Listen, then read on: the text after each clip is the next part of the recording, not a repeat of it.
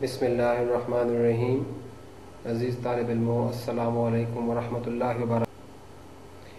Level 10th की biology के lecture के साथ हाज़िर हैं। हमने चैप्टर नंबर 10 स्टार्ट किया था, जिसमें हमने गैसियस एक्सचेंज को डिस्कस करना शुरू किया था। फर्स्ट लेक्चर में हमने गैसियस एक्सचेंज इन प्लांट्स को डिस्कस किया and today we are going to start gaseous exchange in humans. Humans में गैसियस एक्सचेंज के लिए एक पर्टिकुलर या स्पेसिफिक सिस्टम मौजूद है, जिसे रिस्पायरेटरी सिस्टम कहा जाता है। ये दो पार्ट्स में डिवाइड होता है, एयर पैसेजवे एंड लंग्स। आज हम इसका पहला हिस्सा एयर पैसेजवे को पढ़ेंगे और समझने की कोशिश करेंगे। एयर पैसेजवे स्टार्ट होता है नेजल कैविटी से। नेजल कैविटी के बाद nostrils, there are two nostrils, internal and external nostrils. Oral cavity, oral cavity के बाद रीजन फेरेंक्स कहलाता है। इस फेरेंक्स के नीचे मुल्हिका एपिग्लॉटिस, ग्लॉटिस और लैरिंक्स का एरिया आता है। लैरिंक्स के बाद ट्रैकिया, देन ब्रोंकाई और लंग्स का हिस्सा शुरू हो जाता है। ये ब्रोंकाई मजीद डिवाइड होकर ब्रोंक्यूल्स में कन्वर्ट हो जाते हैं। इन पार्ट्स को वन बाय वन डिस्कस करते हैं।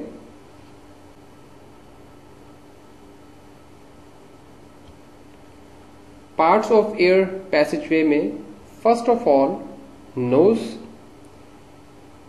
नोज की एक्चुअली दो ओपनिंग्स होती हैं, जैसा कि बताया गया, external and internal nostrils.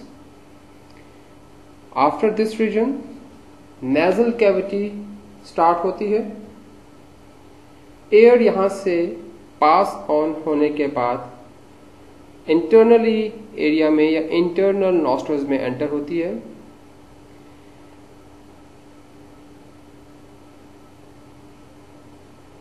External nostrils में ciliated epithelium, hair, mucus membrane और म्यूकस सिक्रीटिंग ग्लैंड्स के साथ मौजूद होते हैं। म्यूकस मीन्स लाभदार या लेसदार फ्लूइड को कहा जाता है।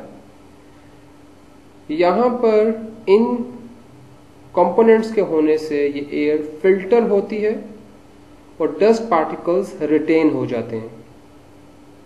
इसके साथ साथ ये म्यूकस बॉडी में या ह्यूमन बीइंग की बॉडी में जाने वाली एयर को के टेम्परेचर को भी मेंटेन करता है। मींस 37 डिग्री सेल्सियस पर मेंटेन करके उसे एंटर करता है।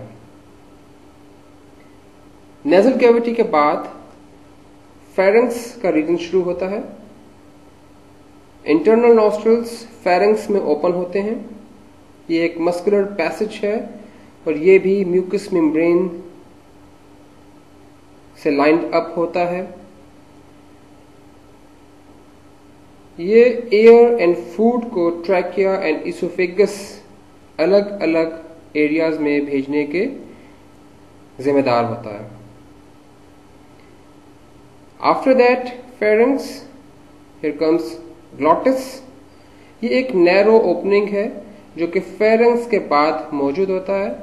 ग्लॉटिस को हम लैरिंक्स का हिस्सा भी कह सकते हैं और ये भी म्यूकस मेम्ब्रेन से कवर होता है। ग्लॉटिस में एक फ्लैप और गार्डेड फ्लैप मौजूद होता है, जिसे हम एपिग्लॉटिस कहते हैं।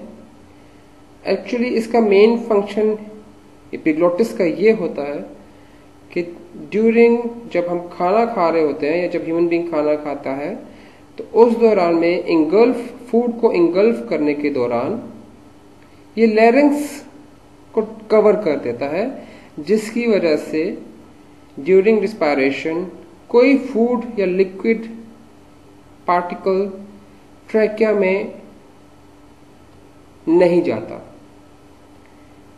इन केस कोई भी सिंगल पार्टिकल के ट्रैकिया में जाने से चोक हो सकता है, जो कि बहुत सिवियर, बहुत डेंजरस भी हो सकता है।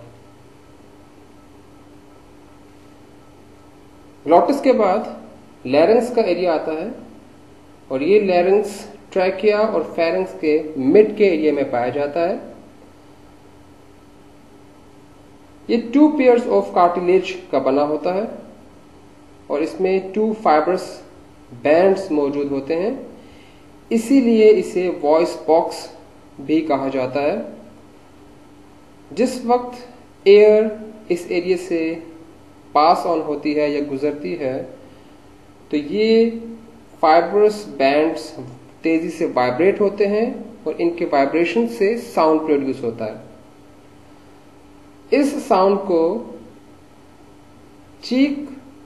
Cheeks, tongue and lips words की शक्ल दे देते हैं, और स्पीच का प्रोसेस होता है।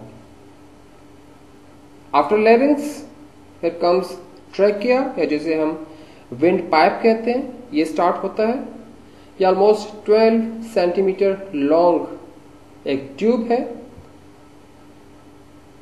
और इसकी walls C shaped cartilaginous rings से बनी होती है। ट्रैकिया कोलैप्स होने से बचाने के लिए ये सी शेप्ड कार्टिलेजिनस रिंग्स इनकी मदद करते हैं, और air easily and smoothly pass on हो जाती है। ये ट्रैकिया एक्सटेंड होकर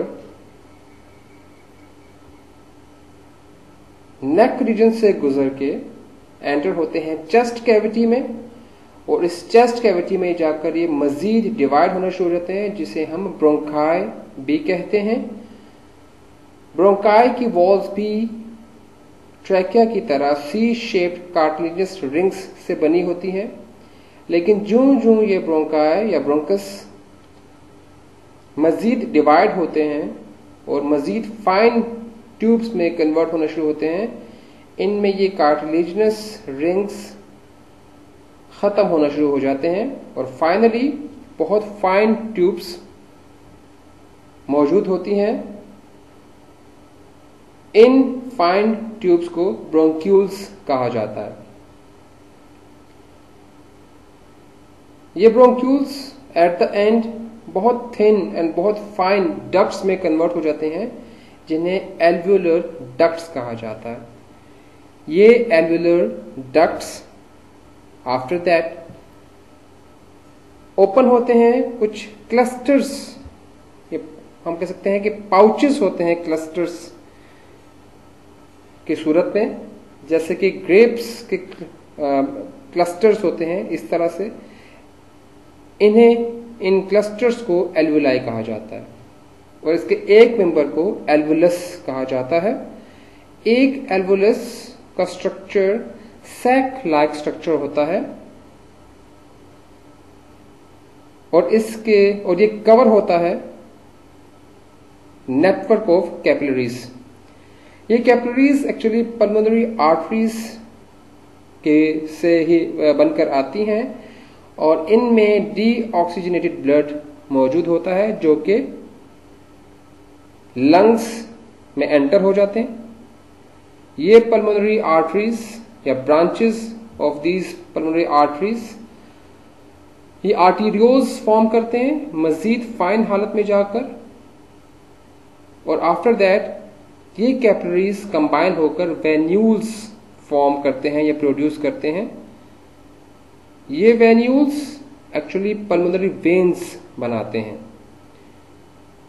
ये पल्मोनरी वेन्स ऑक्सीजनेटेड ब्लड को वापस हार्ट की तरफ लेकर आते हैं। इस तरीके से एयर पैसेजवे से एयर पास ऑन होकर एल्वुलाई तक पहुंच जाती है। इसके बाद का प्रोसेस लंग्स में जब एंटर हो जाती है, ये इंशाल्लाह हम अपने अगले टॉपिक में, अगले चैप्टर में, अगले लेक्चर में हम इसको देखेंगे इंशाल्लाह। आप लोगों के लिए होम असाइनमेंट कुछ शॉर्ट क्वेश्चन आप लोगों को दिए जा रहे हैं, और उसके साथ साथ एक डायग्राम जो कि लेबल डायग्राम आपने ड्रॉ करनी है ह्यूमन रेस्पिरेटरी सिस्टम की।